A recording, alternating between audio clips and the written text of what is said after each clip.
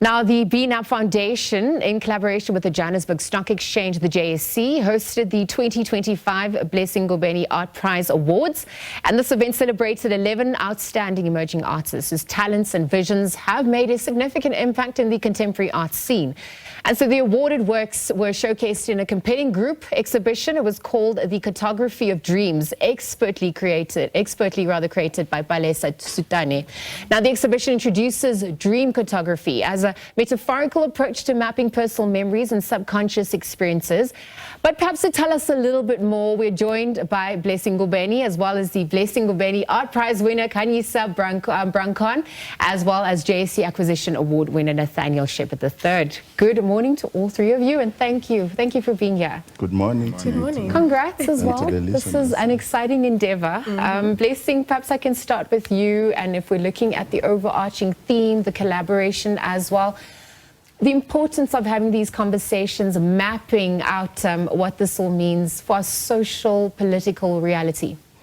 I think for the Blessing Ngobeni Art Prize or Blessing Ngobeni Art Foundation that runs the Blessing Ngobeni Art Prize, is our aim is to kind of invite, the young thinkers to come and join, the narrative and the creative space, to tell our stories, like as Africans, there's deep stories that are very rich, that at some point these stories are not being told in a nice way. But when you invite the young ones that are fresh, from, where we pick them, they kind of have this dialogue that are confronting the moment, the times that we're living, Remember that the history taught us to live today, and then so that tomorrow we can foresee the future. Yes. So the collaborative that we had with the Johannesburg Stock Exchange, it's a huge thing that I think if other people, they can also join in to support these projects, we can at some point find ourselves in a position where we are like, this is ourselves, where we are able to place systems or replace systems that never supported our dreams, So having the winners, the Blessing Ngobeni Art Prize winner, Khanyisa, and the Johannesburg Stock Exchange, they collected his work. For us, it's a huge thing because when you help somebody, you don't just help by giving him, you help that person to shape, to curve his career.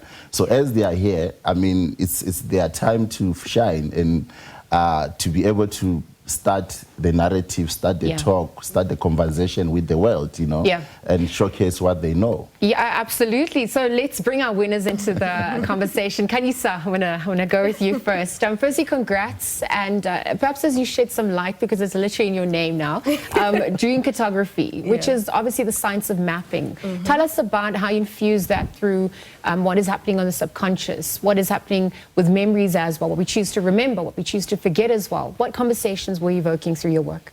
Hi. So the conversations that I was intending to have with my work through Cartography of Dreams was thinking through ancestral memory, thinking through the subconscious of culture, thinking through how that all links in with my practice. In my work, I look at strong women in my family. I'm inspired by my mom, I'm inspired by my aunt, by my sisters, and I felt that I wanted to look at how those women have shown resilience throughout my life, as well as how I saw and felt those connections with my grandmother, my great-grandmother. And that's why I arrived at ancestral memory. So I used culture as a vehicle to communicate that, because I feel that we have found a way to live in urban spaces, and yet culture is something that hardly gains visibility. Yes. So I'm particularly proud of my Tsonga culture, and I felt that I wanted to revisit that and as an archive and look at what exactly has been missing in the information of my culture, and how can we bring ways to make it more innovative, especially now that we're moving into the fourth industrial revolution, with the mix of social media being part of the conversation now. So I was like, okay, Cartography of Dreams meant mapping where we come from and potentially where we're going. And given, algorithm biasness, bias, even just questions about agency, that really is coming to the fore at this point for our generation. So thank you for painting that succinct picture for us. We'll continue in just a moment. Nathaniel, congrats on being the JSE Acquisition Award winner. And thank you for also being part of this conversation. Your interpretation of dream cartography. Tell us about your emotional experiences and really what you were aiming to evoke through this. I mean, it's the winner. So I'm of mixed descent, and a lot of representation around black bodies and people of mixed race has kind of gone rogue throughout history.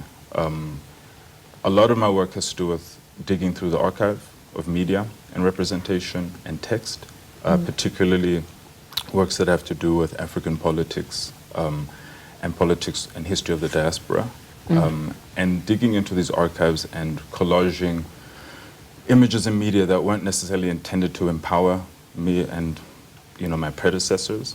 I now use sort of exactly that medium process to create and recreate images.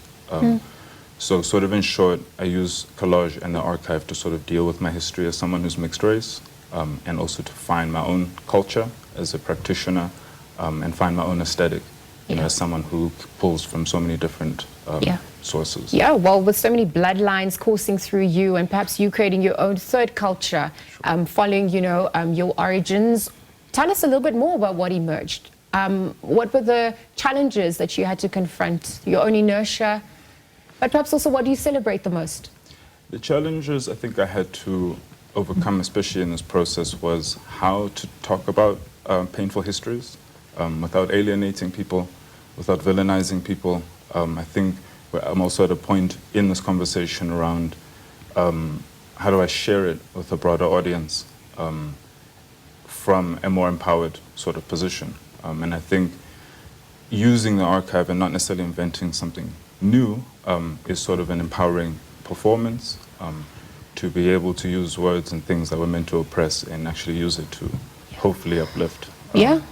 And confront as well. Confront. To heal. Yeah. Khanyisa, you also spoke about your Tsonga culture, and perhaps even if we're looking at your other heritage, we obviously know the impact that borders have had on divide and conquer rules that, and sort of the social political constructs that emerged as well. I wonder what agency and healing it brought to you and your family through your work, and how important this work of art became in tackling contemporary issues in our country, in our continent, the world over.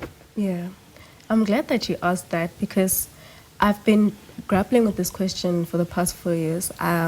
Before I entered into contemporary art, I had to contend and ask myself, what does good or fine art look like? Does it look like me emulating works that colonizers made, or does it look like me making work that comes from a real, authentic voice? And so I felt that making art is something that should align with my history and my heritage and where I come from, because I come from a long line of creative thinkers and makers, and I didn't want to neglect all of the information that I've been given, or information that has been bypassed in the archive itself. So for me, I felt that it was more agentic to consider how the futurity of Tsonga culture and how to insert that into contemporary art and have the conversation that has long been anticipated, that art is doing more when it empowers cultural practice and its preservation. Yeah. These are conversations that we're also supposed to have within the contemporary art. And it continues, right? So just the interest of time, Blessing, I want to bring you back. You're just following what Nathaniel echoed, what Khanyisa also echoed, your personal experience. What did you realize through artistry tools, the importance in these conversations, and perhaps healing, serving as a cultural custodian, archivist, and healer at large? I think I would like to also touch base with the idea of why the colonial divide that happened, in the past. For me, I feel like we failed ourselves to redraft our own divisions, if we to think about, because the work of art that we create does not have divides, you know, because I have clients that are coming from abroad, from Nigeria, Ghana. I mean, within like now, the award, at least this year, had like people that are coming, like artists that are coming from Mauritius and many other, even Nigerian artists applied, and then he you know, so for us, art does not have a divide. Art is a tool to confront this fear that all these people have against each other, you know, because if you have a client that buy a work from far and the work travel, so meaning the culture of art has to live freely, you know. Absolutely. So Blessing, Khanyisa, Nathaniel, thank you for joining us. Time goes by so quickly when you're having fun, but we'll leave it there. We'll continue those conversations, of course. Again, congrats to Blessing, Blessing Ngobeni Art Prize winner Khanyisa Brancon, as well as JSE Acquisition Award winner Nathaniel Sheppard III, sharing their works. And perhaps also the story is completing the story of Africa through telling these stories and highlighting our agency.